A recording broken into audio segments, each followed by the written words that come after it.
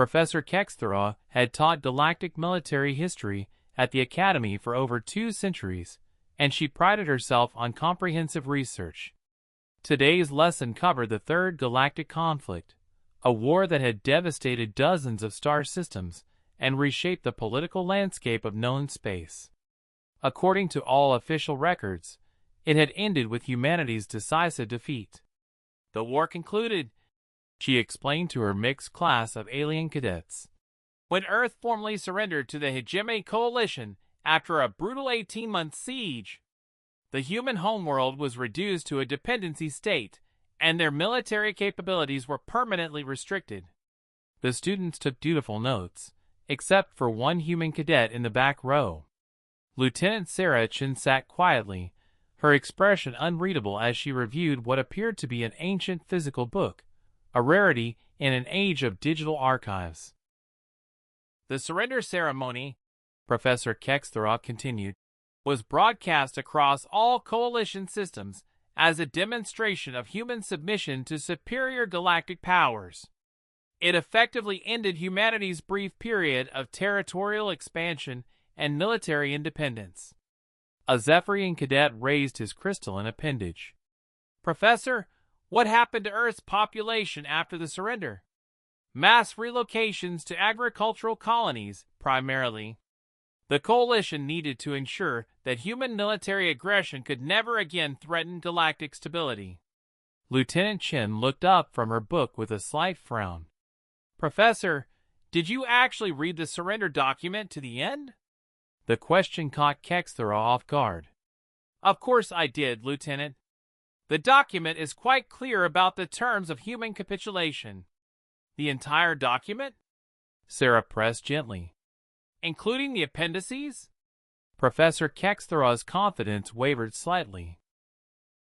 The surrender treaty was hundreds of pages long, filled with legal terminology and administrative details. Like most historians, she had focused on the main clauses regarding territorial concessions and military restrictions. Perhaps you could enlighten the class about what you think I might have missed, she said, a hint of irritation creeping into her voice. Sarah stood and approached the front of the classroom, carrying her physical book. The other students leaned forward with curiosity. Humans were known for their unusual perspectives on galactic history. The surrender document has an interesting clause on page 847, Sarah said, opening the book to a marked section. It's buried in the agricultural resettlement terms, but it's quite specific about human demographic redistribution. She began reading in a clear voice.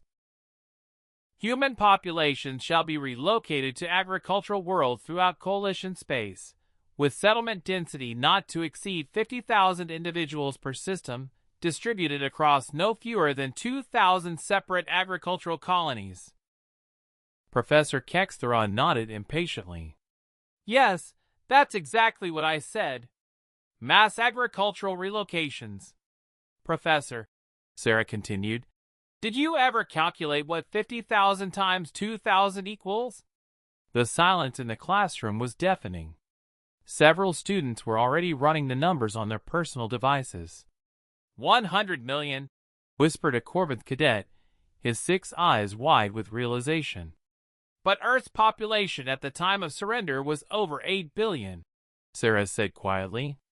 The treaty only accounts for relocating 100 million humans to agricultural colonies.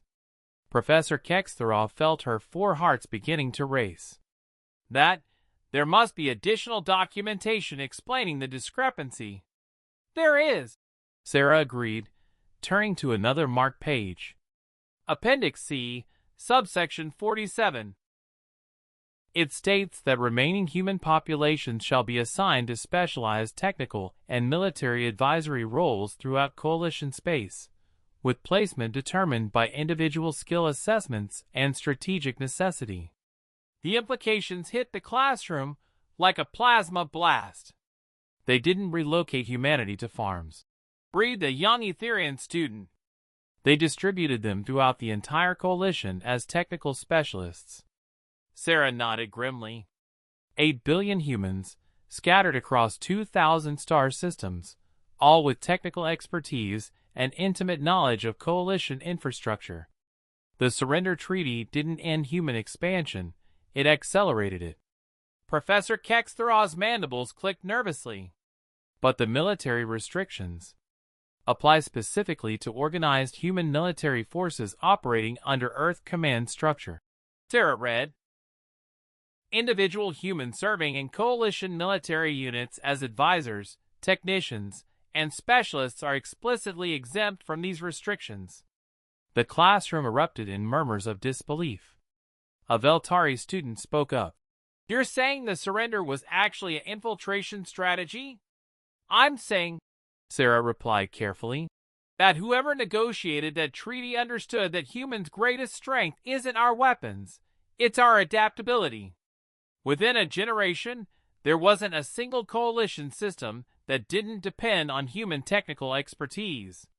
She closed the book and returned to her seat.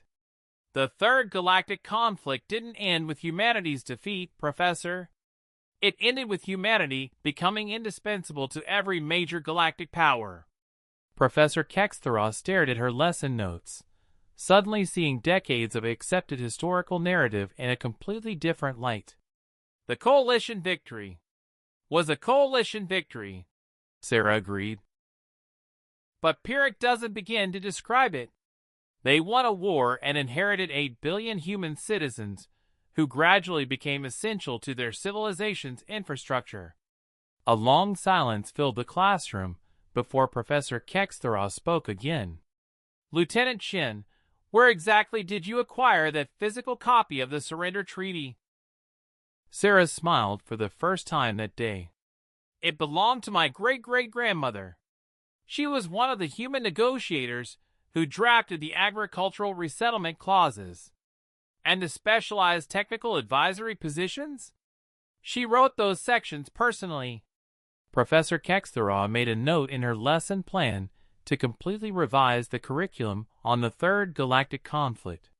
She was beginning to suspect that most of galactic military history needed a much more careful reading. Class dismissed, she announced weakly. I have some research to conduct.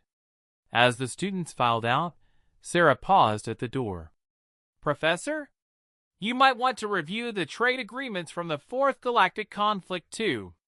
The economic dependency clauses are particularly interesting. After Sarah left, Professor Kextheraw sat alone in her classroom, staring at the digital archives she had trusted for 2 centuries. Apparently, when it came to human negotiations, the most important information was always in the fine print.